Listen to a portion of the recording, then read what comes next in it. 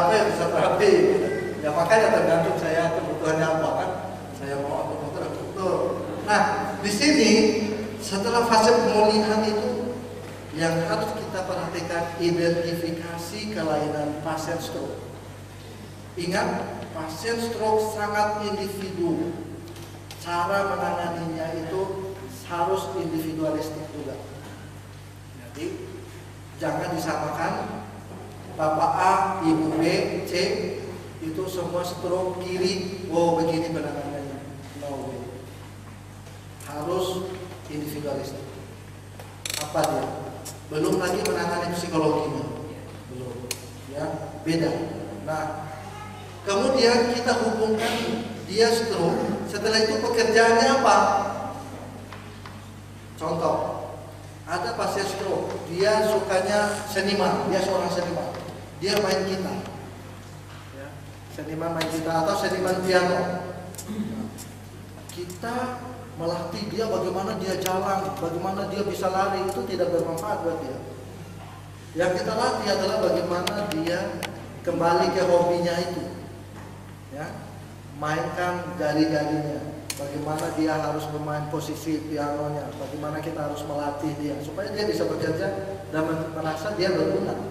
Kan begitu kan? Buat apa kita melatih kalau dia menurut dia tidak bermanfaat buat saya? Jadi itu nanti kalau fase pemulihan. Lanjut. Nah kalau di luar itu ya ada pekerja sosial medik. Pekerja sosial medik ini kita belum ada kelihatannya, tetapi sudah mulai ada ini. Ada pendidikan untuk sosial medik. Ada kalau nggak salah itu di IKIP ya. Itu ada pendidikan sosial medik. Itu ya tugasnya dia itu memberikan pengertian baik kepada pasiennya maupun kepada lingkungannya, kemudian maupun kepada keluarganya. Itu tugasnya. Kemudian stroke itu benar-benar support mental dari lingkungan itu sangat penting sekali. Ya. Jangan setelah stroke kita biarkan ya, karena dia punya perasaan, hati dan pikiran. Dia pasti sudah down secara psikologis. Kalau sudah kena stroke, secara anatomis dia sudah mengalami gangguan, kerusakan di otak, ya, kelumpuhan dan sebagainya. Kemudian secara psikologis sudah langsung down, merasa tidak berguna. Ditambah lagi kita tidak sabar mengurusnya. Ini apaan sih, masa ngangkat tangan aja tidak bisa? Itu tambah down, tambah sakit hati. Dan itu bisa memperburuk yang terjadi.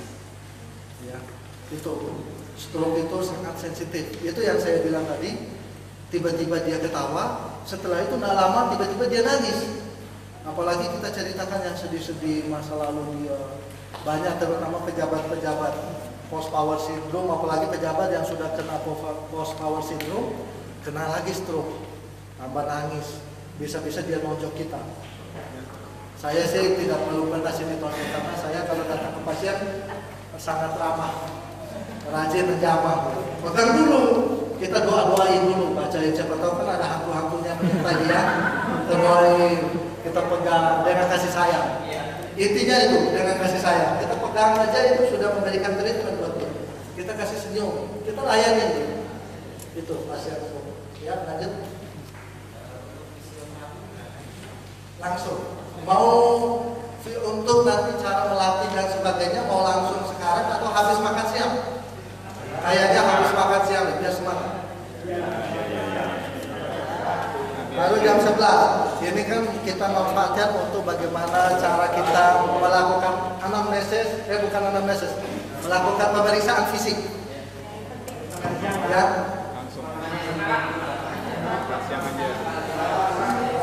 Kalau saya lebih habis makan siang. Betul. Ya, biar banyak belakang, kita habis ini kita exercise. Ini karena belum lagi banyak yang kipas-kipas kan. Tidak apa-apa, keringat itu sehat. Saya aja sengaja pakai jas. Ini nanti jasnya aja bisa tembus keringat. Ya. Oke, Pak. Oke. Ya, habis ini saya mencoba fisioterapi dulu. kasih pemahaman teoritis, tetapi nanti baru kita praktek, ya. Karena ini kan aplikatif, ini sebenarnya aplikatif bisa lanjutkan saja. Nah, anamnesis kita cuma sekedar ngomong aja. Anamnesis itu tentu Bapak Ibu sudah mengetahui. Saya tidak lagi menggarami laut kan, sudah jago bagaimana menganamnesis. Tetapi menganamnesis pasien stroke yang perlu kita perhatikan satu, ya, bagaimana riwayat perjalanan penyakit, ya, RPP, riwayat perjalanan penyakit itu, mulai kapan sakitnya, dalam posisi apa, oh saya tiba-tiba, ya, tiba-tiba jatuh, ya, dan bagaimana posisi jatuhnya itu juga. Pertama kena stroke pada saat apa, lagi di WC atau lagi di jalan, lagi naik angkot, lagi naik mobil dan sebagainya, itu semua harus riwayat perjalanan penyakit. Udah berapa lama? Kemudian yang kedua yang perlu ditanyakan itu gejala awalnya seperti apa? Oh, tidak rasa apa-apa. Ibu punya riwayat penyakit yang lain tidak? Itu ya. Riwayat perjalanan penyakit, kemudian satu, gejala awalnya pernah dirasakan seperti apa? Yang ketiga, punya sakit lainnya seperti DM. Kalau sudah DM, dia bilang begitu, atau gangguan itu tekanan darah tinggi, berbeda kita memperlakukannya nanti treatmentnya. DM tidak boleh kita bikin sampai capek latihannya, nanti tambah berat. Begitupun latihan untuk dia ada gangguan tekanan darah tinggi, makanya kita perlu ukur lagi. Kalau dia, oh saya ada tekanan darah tinggi, kita tensi dulu sebelum. Setelah itu kalau sudah latihan sesudah, bila perlu mereka, apalagi kita katakanlah treatment, kita kasih latihan treatment atau bersepeda, itu biasanya selalu standby di sini supaya kontrol. Kalau sudah melebihi itu kita hentikan, istirahat. Jangan sampai kita semangat, ayo latihan, tiba-tiba tambah jebol. Nah, itu bukan tujuannya terapi, malah mempercepat. Itu yang harus kita perhatikan. Pertama RPP, yang kedua itu gejala awalnya, yang ketiga itu adalah ada penyakit penyertanya atau ada sakit lain tidak, gitu. Kemudian RPP tadi itu sudah termasuk keluarga dan sebagainya. Itu aja tuh untuk anamnesisnya. Kemudian inspeksi, pada saat dia datang itu lihat dulu wajahnya. Ada yang kita sebut infeksi dinamis, ada yang disebut dengan inspeksi statis. Kalau dinamis itu dia masuk ke klinik kita itu, kita duduk di depan, kita sudah tahu dia pakai kursi roda atau tidak, pakai kerat apa tidak, sendiri dengan jalan gagah atau tidak, ya itu. Terus kalaupun dia datang pakai katakanlah dia bantuan orang lain, kan kita bisa lihat kelainan jalannya seperti apa. Itu sudah langsung terekam di otak kita bahwa kelainannya ini. Kalau fisioterapi itu ilmunya ada namanya ilmu biomekanik. Dari orang jalan aja dia sudah tahu bahwa ini kelainannya, kelemahannya adalah untuk A, B, C, D. Ini ada diskrepansi dari legnya, dari kakinya. Misalnya orang jalan begini, kan ada orang jalan begini kan? Ya, dia sudah tahu. Dia sudah tahu itu gangguan di mana, otot mana. Itu pentingnya inspeksi dinamis itu. Jalan pada saat dia bergerak itu seperti apa? Ada yang seperti begini kan, stroke. Nah, itu kita harus kita perhatikan. Ya saya kan sudah ahli memang pasien saya. Jadi ada yang ini seperti apa jalannya atau seperti begini. Ada juga, tapi kebanyakan hemiplegic gait, ada istilahnya hemiplegic gait, ini terkait dengan inspeksi dinamis. Kebanyakan kalau dia sudah bisa jalan, pasien stroke itu dia jalannya kembali. Belum lagi apa? Ya memang itu nanti hemiplegic alternans, beda lagi. Ada kalau yang kena wajah disertai dengan menyong. Tapi kalau ini normal saja. Ya ini paling disertai dengan senyum atau sedih. Itu inspeksi binatang. Perhatikan jalannya. Kalau sudah jalan begini, wah itu panjang kali lebar kita menerangkan. Ya. Oh, dari posisi fleksibel yang terjadi adalah kontraktur dari otot bicep, kontraktur dari otot mulai dari embryotator shoulder, kemudian hip flexor, belum lagi jari-jarinya, belum lagi ini, wah panjang kali lebar saya bilang. Luas banget. Itu 2 semester. 2 semester. Tetapi kita singkatkan hari ini menjadi pejam. Tidak apa-apa, luar biasa. Langsung kita jadi profesor dalam sesaat. Tenang aja. Nanti boleh pilih fisioterapi nanti. Ya, bilang aja, saya tapi jangan bilang fisioterapi. Saya sudah belajar bagaimana hemiplegic gait. Ini. Bisa ya gitu. Setelah itu hemiplegic gait apa yang terjadi kita analisa. Oh terjadi kontraktur dari otot A, B, C, D. Terjadi di sini spasme dan sebagainya. Ya, spastik, kelemahannya otot ini dan sebagainya itu. Ya. Nah, makanya itu 2 semester. Kemudian inspeksi, kemudian pemeriksaan fungsi.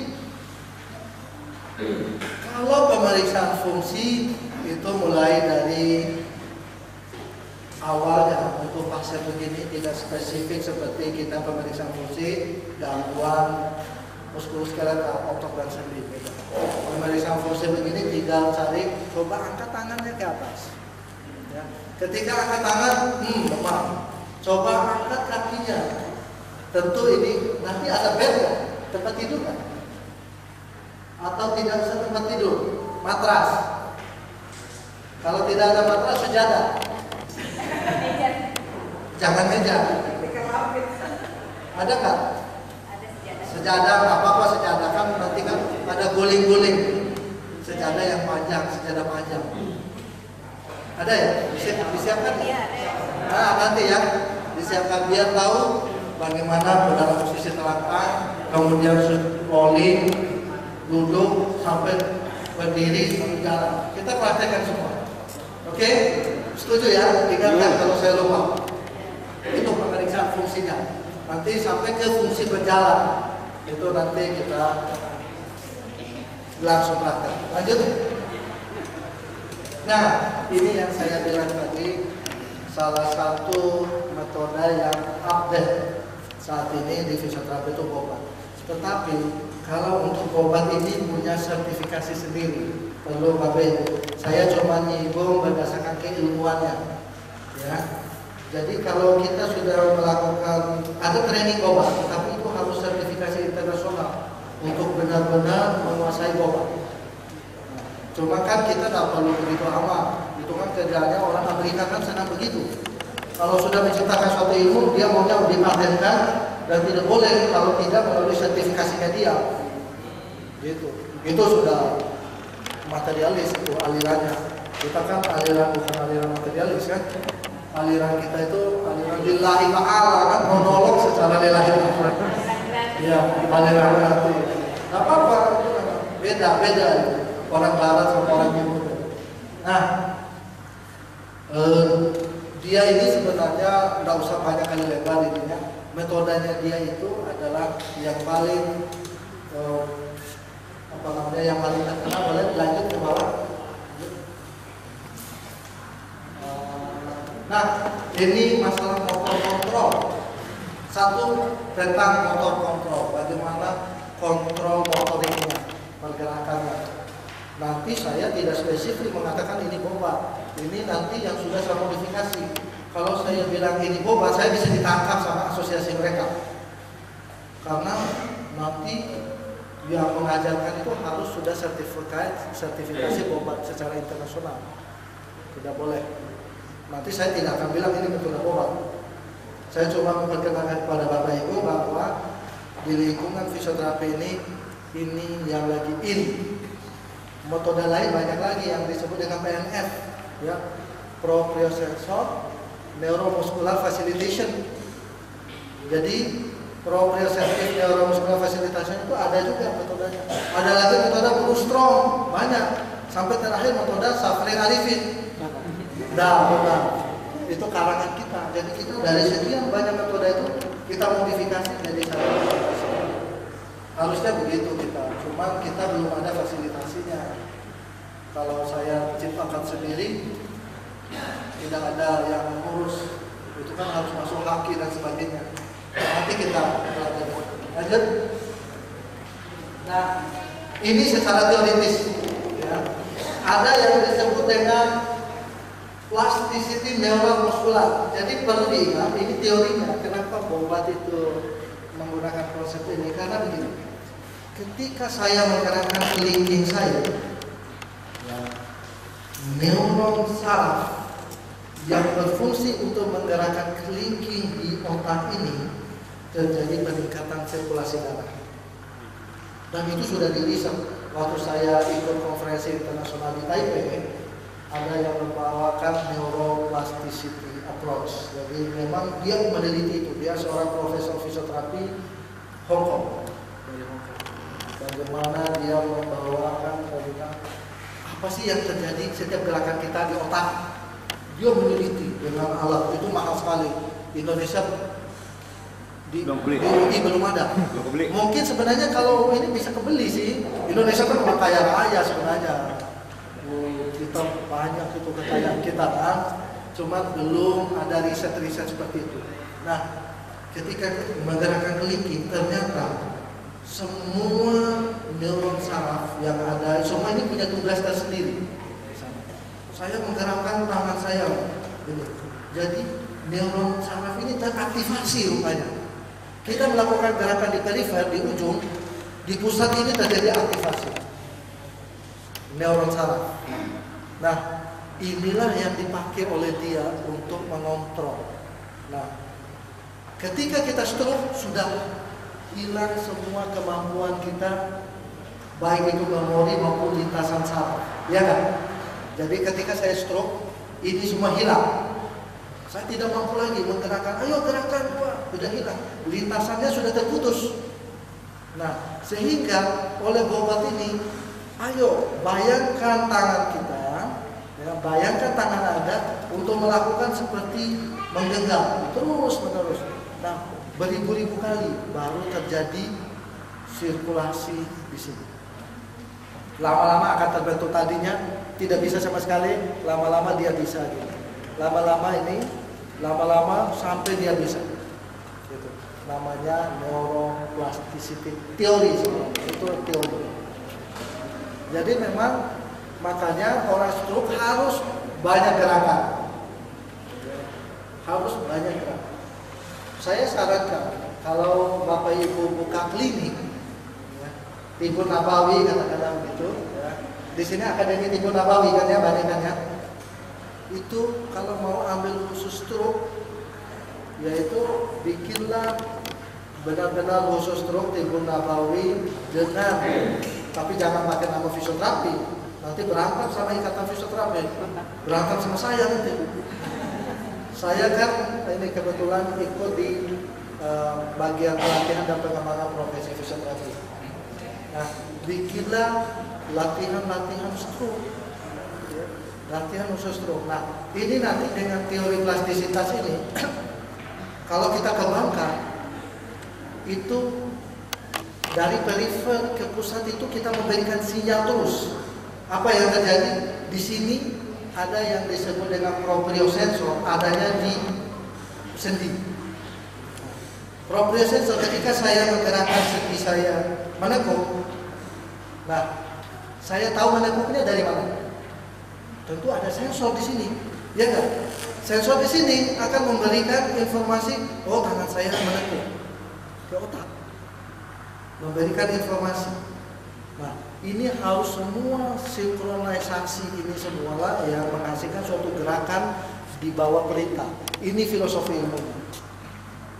ilmunya gitu. Makanya orang bilang gerak terus. Makanya fisioterapi itu gerak dan fungsi, gerak terus. Makanya orang yang mengalami gangguan gerak datang ke klinik saya saja, promosi sekalian. Nanti kita kerjasama. Nah itu dia. Jadi semua di dalam tubuh kita itu masya Allah. Allah itu menciptakan, makanya tidak mungkin ada orang yang bisa menciptakan manusia, ya. Manusia menciptakan manusia. Semua dari saya ketika saya mengelus tangan kita, sensornya beda. Ya. Kemudian saya mendeteksi ini adalah kayu, sensornya beda. Saya tahu ini panas apa dingin, sensornya beda ya beda. Itulah tubuh kita. Kalau dibikin manusia sebesar gedung ini, satu manusia, karena bikin sensornya sudah berapa ribu sensor yang mau kita bikin, ya, untuk mengenal Bapak, ada sensor ini, untuk kalau saya mengelus-elus gini sensornya beda lagi, sensor untuk panas beda lagi dan sebagainya. Ini semua gabungan ini semua menjadi suatu formula yang untuk menjadi terapi nanti. Oke, gitu ya, lanjut. Nah, ini osteoprogramer atau programnya ini terlalu teoritis, tidak usah. Ini biarkan kerja fisioterapi. Bila perlu Bapak Ibu nanti kalau mau kerjasama, tuh fisioterapi urus itu motoriknya, urus bagaimana jalannya kan gitu. Kita bisa kerjasama dengan mereka. Lanjut. Ada 4 yang menjadi perhatian penting dalam mengobati orang yang mengalami gangguan motorik. Tidak hanya stroke, pokoknya cerebral palsy juga berlaku. Orang yang mengalami gangguan motorik, kelemahan dan sebagainya. Pertama, balance strategis. Itu yang harus kita perhatikan. Sebelum orang mau kita latih jalan, apa dulu? Kalau balance-nya tidak benar, tidak mungkin kita suruh latihan jalan. Ini yang harus kita perhatikan. Latihan balance. Kita memberikan sensasi. Kan ini lemah ini. Bagaimana kita memberikan sensasi ke dia supaya merasakan itu sehingga menghasilkan latihan balancing. Bukan scoring balancing. Balancing, latihan keseimbangan. Ini yang penting. Latihan keseimbangan. Kemudian yang kedua, pola gerakan, pattern of movement. Nah, setelah kita latihan balance, ya, udah bersih, pola gerakan. Rupanya di dalam mereka itu kalau stroke, istilahnya udah konslet otaknya, udah terbakar fuse-nya, apa namanya kalau fuse itu? Kalau kita sekret, sudah putus, tidak ada lagi. Jadi bagaimana kita membuat dia pola? Kita tidak hanya sekedar menguatkan dia, tidak.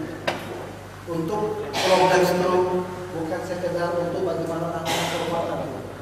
Yang paling penting adalah latihan pola. Contoh, pola minum, latihan minum. Pola minum itu satu, saya ambil gelas, kemudian saya bawa, saya minum. Kalau kita konsentrasi tidak memperhatikan pola gerak, yang terjadi apa? Kita penguatan ini. Tinggal penguatan otot, wah sampai gede.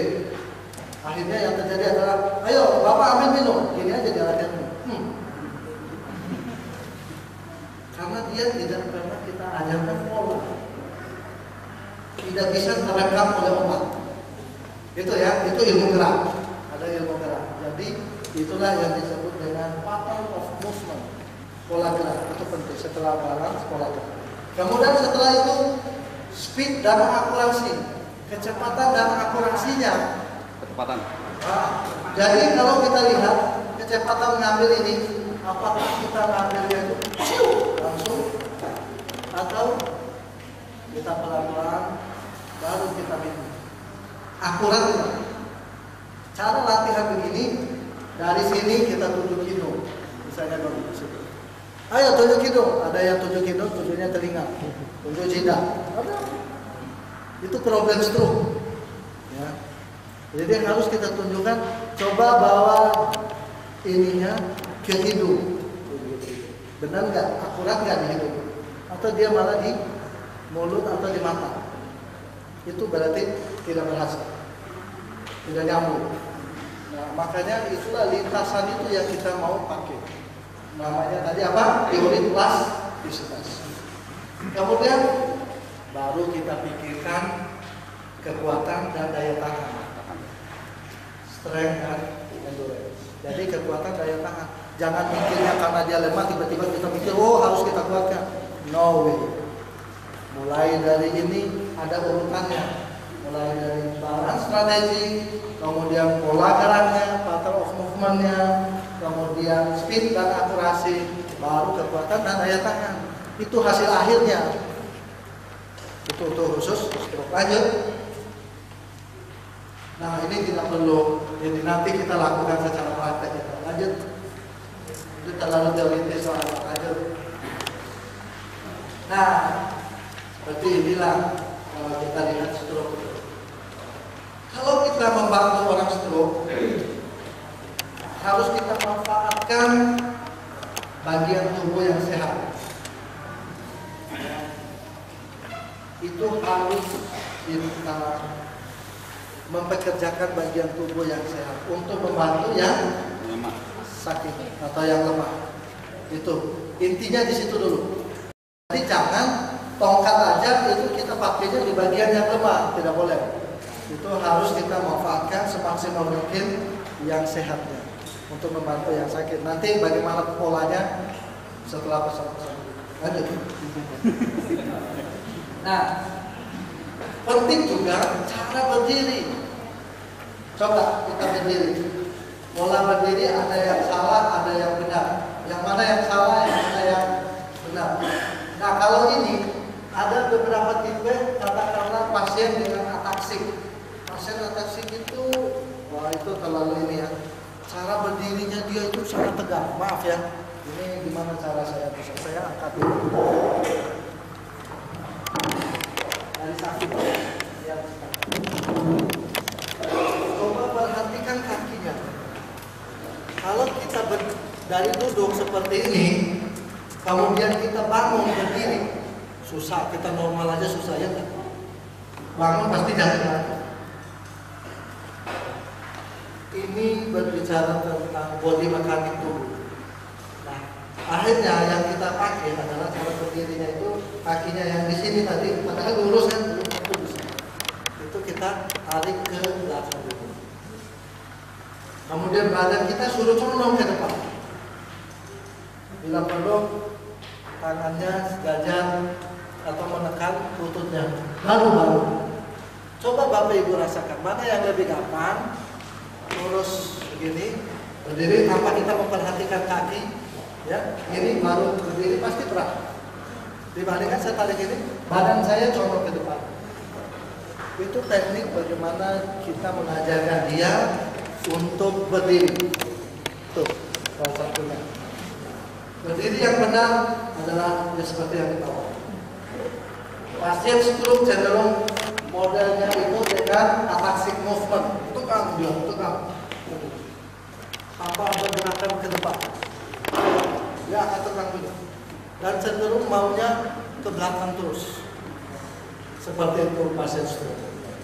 Nah, makanya perlu sebenarnya simpel, kita pakai jari telunjuk aja, kan? Ayo maju ke depan. Bisa kita mulai.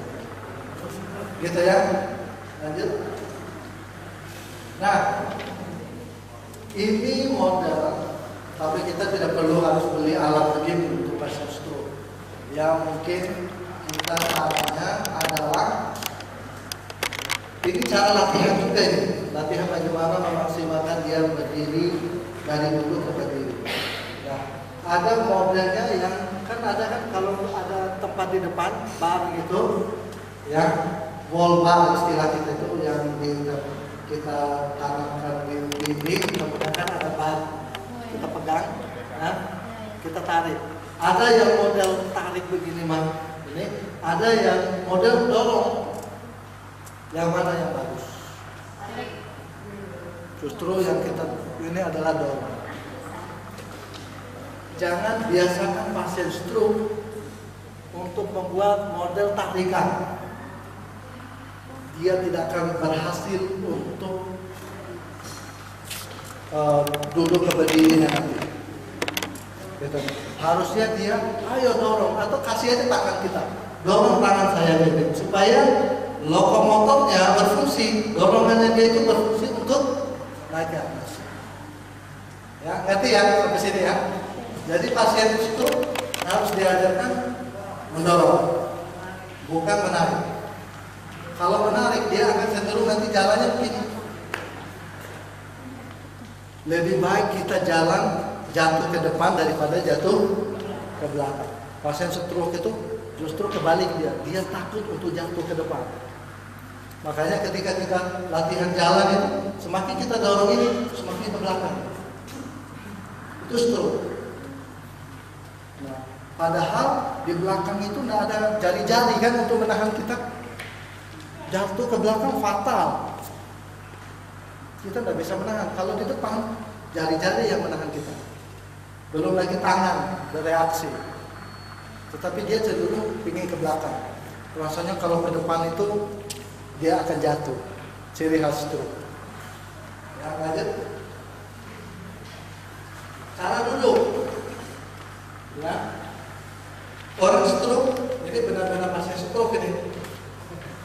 Kalau dari datang yang tadi inspeksi dinamis yang saya cerita tadi, datang dari kursi roda kedua kakinya di situ, pasti dia cenderung ke arah yang sehat. Ya, kalau kita ini pasti dia cenderung duduknya, tidak mungkin dia menumpu ke yang sakit, kecuali stroke yang sudah melet-melet ya, yang begini ada. Berarti pembantunya tidak mengerti tentang pasiennya. Itu harus biasanya dia kalau dia mulai sembuh sedikit, dia cenderung begini duduk. Oh ini dia dari sangat dari jauh bisa kita tahu. Oh ini dia lagi stroke pasti. Dari jauh jarak 100 meter kita sudah tahu itu dia stroke. Dari cara duduk di kursi roda. Kemudian ketika dia turun ke lantai kakinya, baru dia cenderung ke yang kiri. Coba perhatikan kaki. Ya kan? Ciri khas stroke. Makanya ada namanya, kita itu selalu pelvic control itu penting untuk orang stroke. Pelvic control, kontrol dari pinggul, ya itu penting kontrol ini. Ya pinggul. Jadi inul itu sebenarnya bisa dijadikan terapis itu. Si inul kalau dia mau, karena dia mungkin kontrol pinggul. Itu dulu kontrol pinggul. Nah, kita perhatikan di sini kontrol pinggulnya jelek. Kalau dia fleksi hipnya ketika hip itu pinggul ya, ini hip. Ketika dia melebihi 90 derajat begini, itu dia cenderung begini dia duduknya, stroke. Tetapi kalau di bawah 90 derajat cenderung begini. Ngerti nggak maksudnya? Nah, jadi seperti itulah modelnya stroke. Lanjut. Nah itu yang harus kita koreksi nantinya. Bagaimana cara koreksinya? Kemudian cara membantu. Kebetulan ini stroke-nya ini sisi kiri atau sisi kanan? Kiri. Wah, udah canggih berarti. Kalau dia sisi kiri, katakanlah dia dari kursi roda membantu dia untuk ke tempat tidur, itu harus diarahkan tempat tidurnya itu di sisi dia yang sehat. Jangan suruh ke sisi yang tepat. Itu susah dia nanti kita umumnya begini lagi nanti motornya. Ya, dia harus ke posisi yang sehat. Lanjut. Nah, ini orientasi key point yang penting di sini. Pasien stroke itu harus kita rubah mindsetnya dia dari horizontal, kan dia kan tidurnya terus, ke vertikal. Dia sangat merasa nyaman di area tidur. Ya udah kalau tidur ya tidur terus.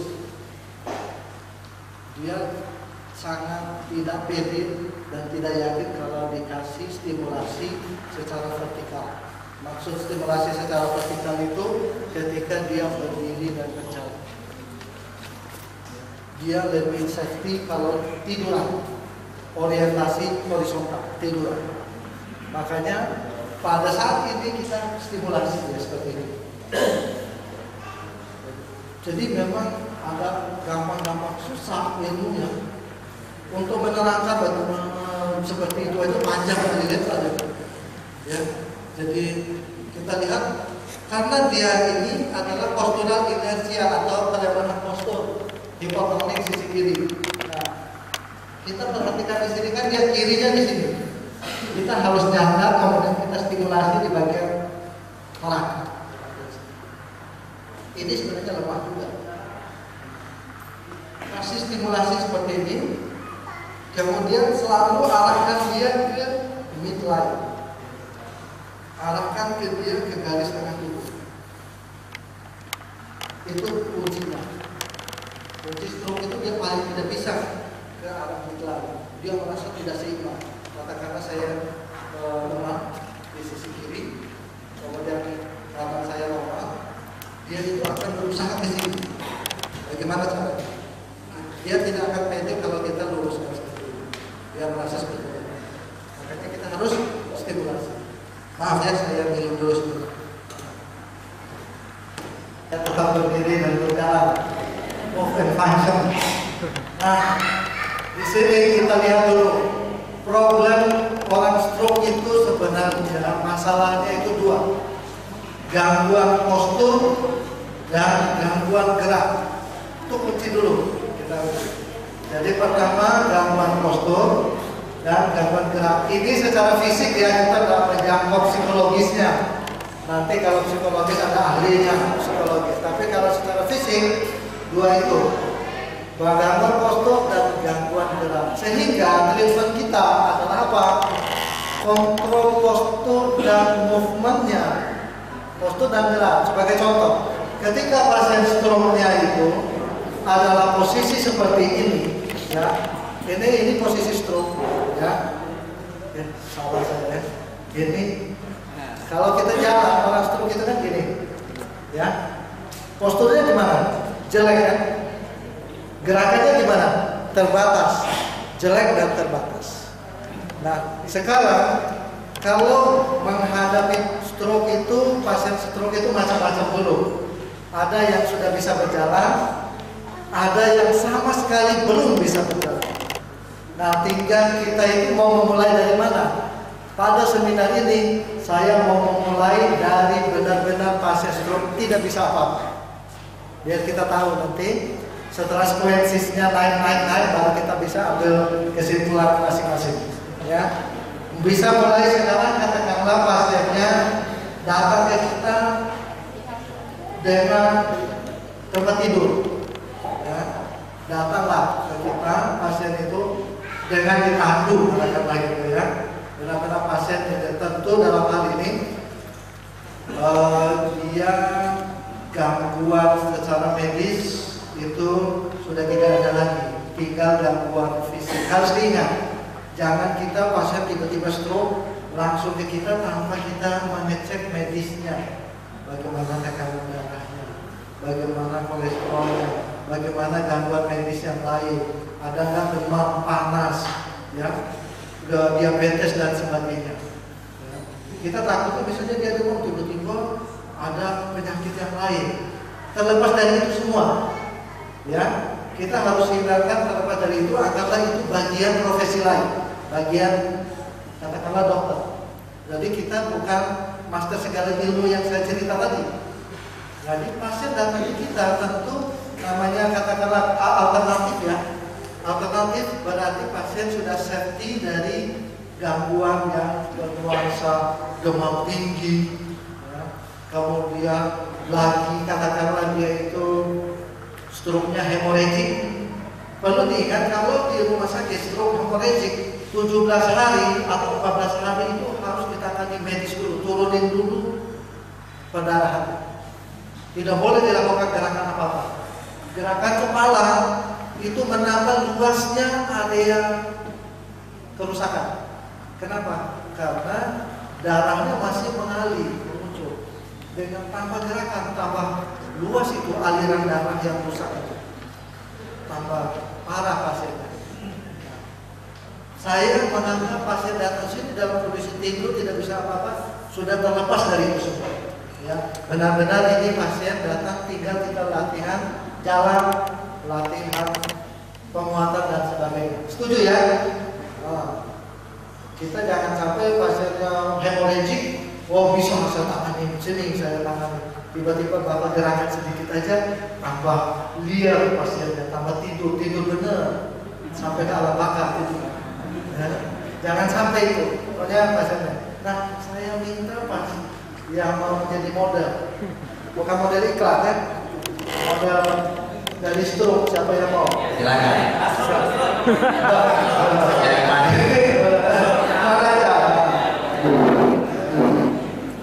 Oke. Jalannya santai saja, anggaplah di sini kursi roda.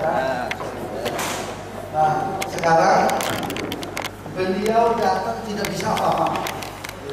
Kalaupun duduk pun dia benar-benar duduk dalam kondisi lemah.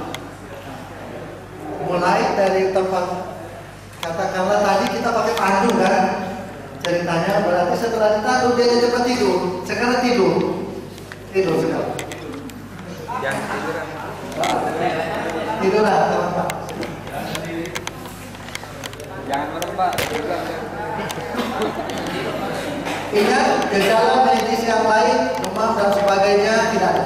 Ya, multi stroke. Dan stroke ini kalau dia hemorrhagic stroke sudah melewati masa perdarahannya, tinggal recovery perdarahan. Jadi kurang lebih masa perdarahan itu sampai 14 hari baru kita tangani. Ya. Nah setelah itu beliau ini katakanlah stroke-nya kanan. Stroke-nya kanan. Ini biar atur dulu yang lain ya. Kita dengarkan musiknya.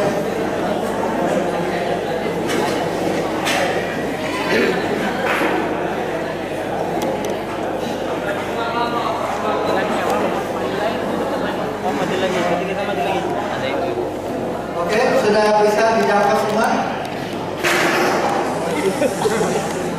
Ada musik. Nah, sekarang beliau adalah stroke kanan. Awal kalau kita posisi awal pasien stroke, tentu dia begini Pak. Angin aja nih. Ini pasti begini. Oke. Ya, ini pola stroke. Ya tutup biar terang. Jadi, bukan begini, salah yang tangannya, tidak ada stroke yang begini. Ini minta duit. Dia mau beri duit kalau orang stroke itu. Iya. Dan kita siap menerima duit itu. Orang stroke mau beri duit. Ngasih dokter. Bibirnya menyol dikit. Ini posisi awal. Mulut yang mulutnya. Mulut. Nah, setelah posisi ini, pertama kali kita lakukan harus mengembalikan ke posisi normal. Harus mengembalikan ke posisi normal. Tangannya kita mau luruskan, usahakan dia lakukan sendiri. Pak, coba luruskan tangannya seperti yang kiri. Tidak mungkin dia bisa. Kita bantu, ayo Pak, luruskan. Kita sambil berita, coba lihat tangan saya, key point saya adalah di sini. Ya, saya langsung gini, lepas saja. Jadi ngambilnya tidak usah banyak-banyak, tidak usah gini. Tetapi key point kita meminimalkan sentuhan dulu karena yang bisa kita lakukan ajarkan dia. Yang membuat dia bisa bergerak itu adalah dia sendiri, bukan kita. Kita hanya fasilitator. Kita tidak usah banyak bergerak. Tangan kita ambil seperti ini. Lurus Pak, lurus. Dia sendiri yang menggerakkan lurus. Sudah, kita lurus. Kemudian yang kedua, kontrol shouldernya, bahu. Bagaimana? Dia biasanya turun. kita kembalikan bahunya dengan mengambil, kita bilang skapula. Ini tulang skapula, belikat. Ambil belikatnya, ditarik ke atas. Ini positioningnya. Nah, Bapak tidur saja. Nah, tangan tetap posisi anatomis, posisi begini. Tangan. Karena ingat, posisi stroke cepat atau lambat tadinya memang lemah. Lama-lama dia berubah menjadi spastik. Spastik itu dengan pola kaku. Kaku dan dia tidak bisa kontrol sama sekali. Awalnya lemah, lama-lama dia akan begini kaku. Nah, makanya kita harus mengcounter, melawan ya, arah yang berlawanan. Pola spastik itu adalah begini, kita melawannya dengan pola ini suatu kunci. Ya. Kemudian sudah kita naikin bahunya, cenderung bahu kita naikin tadi, kita ambil dari ini sudah dua kita untuk repositioning, reposisikan ulang. Ini kita memberikan informasi ke saraf di propriosensornya bahwa inilah posisi yang benar. Ajarkan ke dia inilah posisi yang benar. Kemudian kedua, kita lihat kakinya. Terkadang kalau dia lemah banget yang masih baru stroke-nya itu tidak tekuk begini, cuman begini aja. Kalau sudah spastik biasanya tekuknya gitu.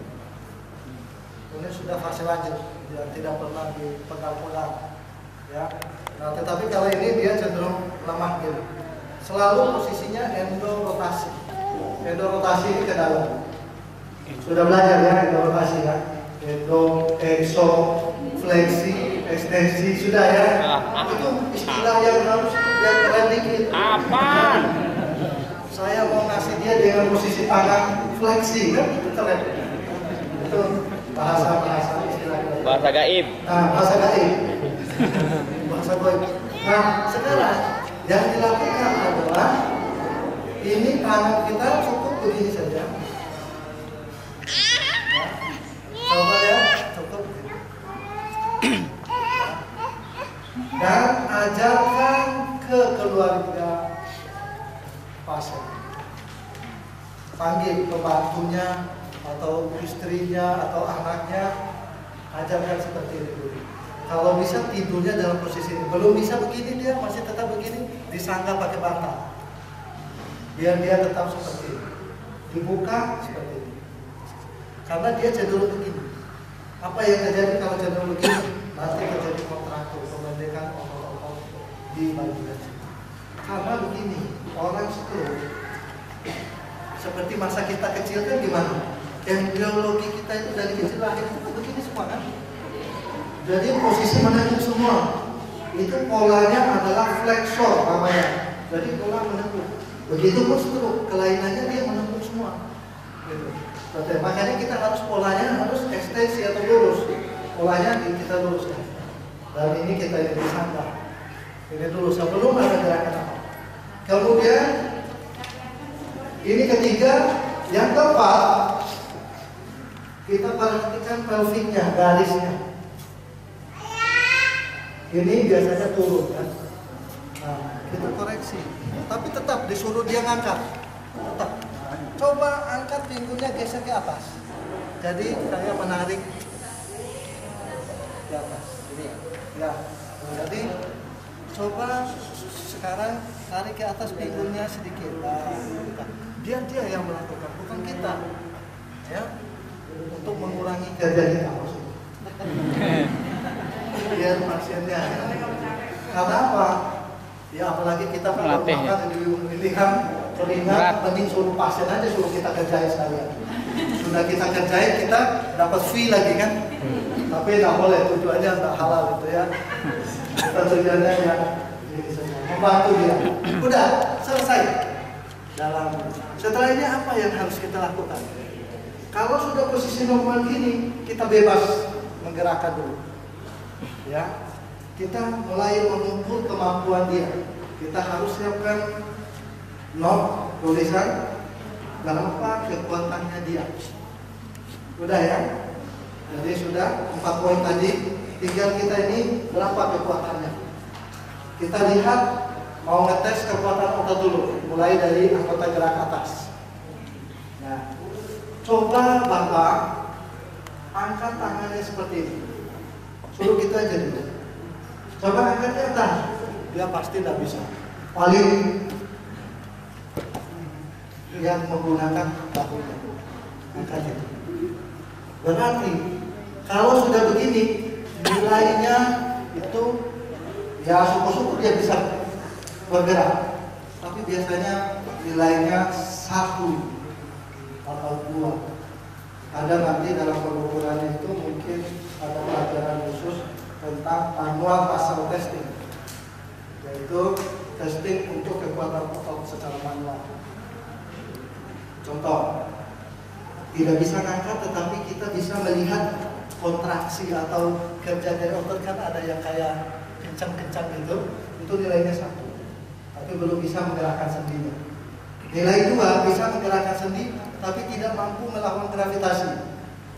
Jadi misalnya contoh, saya nilai 2 itu paling bisa untuk ini adalah gini 2, bisa bergerak. Tetapi kalau dalam posisi ini kan melawan gravitasi, kita bantu dia.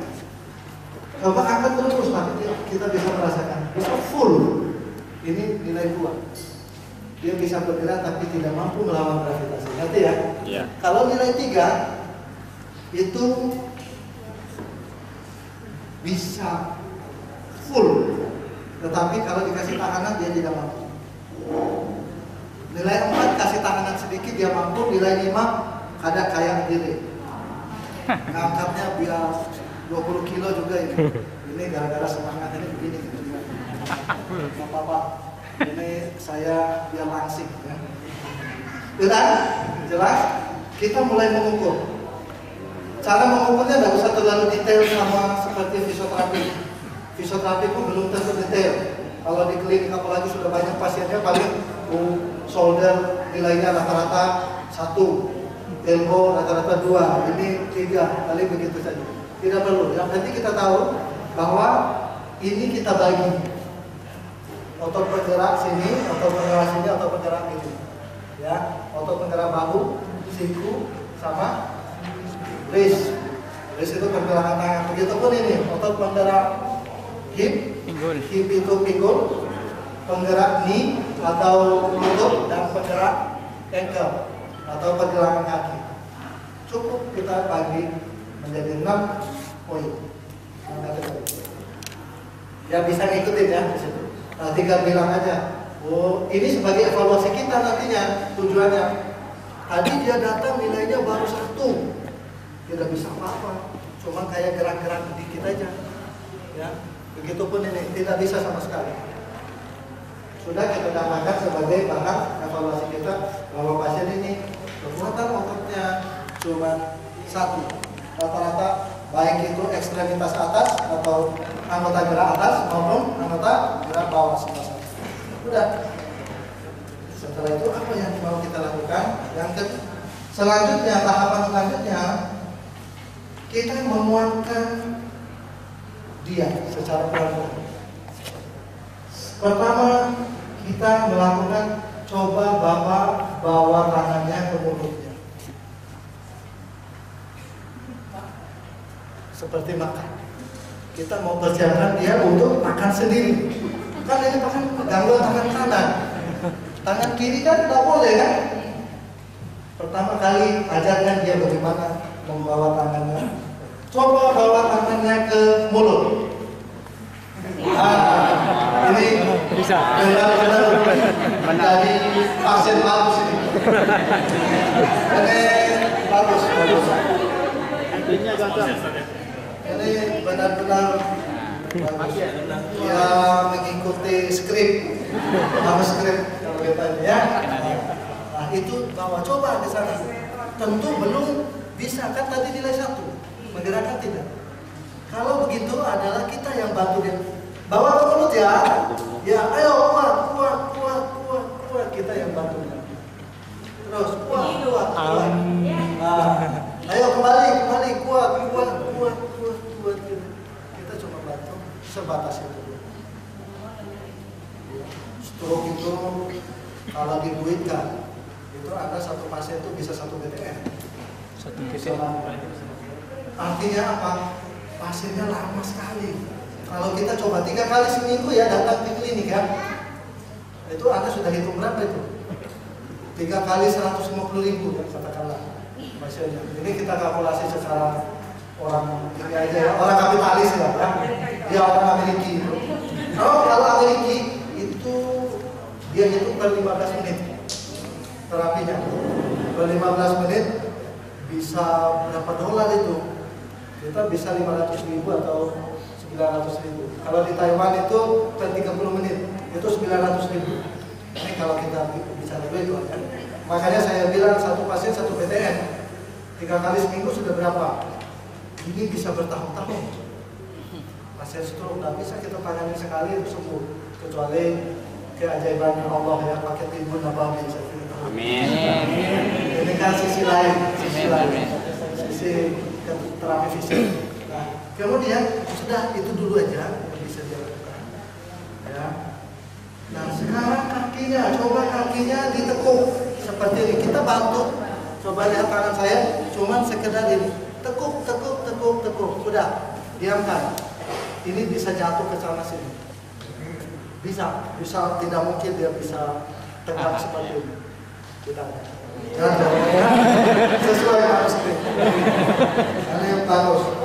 Nah, bisa main sinetron itu khusus untuk pasien stroke. Nah, setelah itu, ini sudah Bapak pertahankan sampai kuat. Kita kasih support. Pertahankan ini, jangan jatuh, sampai dia melebihi keringat saya nanti. Dikira sampai 100 kilo. Tangan dan kakinya itu seperti 100 kilo. Ya, bagi dia. Terus ini nggak ada siapa-siapa. Istilahnya lintasan sarafnya sudah tidak nyampe ke sini. Nah, ini dulu. Biar saya ambil. Kita fasilitasi. Kalau bisa, kalau mampu, sebanyak-banyaknya. Bisa mulai dari 20 kali. Ya. Sampai dia juga kita harus kontrol dia mampu atau tidak. 100 kali juga bisa. Tergantung semangatnya kita juga ya terapi. Ya, kalau kita semangat dan kita juga nggak berasa kan terapinya. Nah, kemudian luruskan, lurus, kita fasilitasi, lurus. Oh, langsung sembuh. Jangan di situ dong. Jangan di situ. Oh, alhamdulillah lurus dia yang ini. Sana lah. Jadi, di sana sama di sana. Itu tadi kita angkat gini, tarik. Mana? Jangan kita yang lebih kuat tenaganya, tiba-tiba kita angkatnya, diam ya. Salah. Dia yang kita suruh. Kita hanya memfasilitasi. Dia tidak merasakan apa. Ada juga pada kondisi tertentu dan ada yang merasakan tapi tidak biasanya tidak. Jadi gitu ya. Kita ayo kuat kita bantu lagi. Oke, sudah. Karena depan, Mas. dari sesi latihan ini yang saya bahas ini, yang paling penting adalah rolling. Latihan rolling untuk mengontrol posturnya dia. Kita ajarkan dia bagaimana dia rolling. Nah, cuma di sini rollingnya kurang nih tempatnya. Ini biar dia kita ajarin dia rolling yang baik.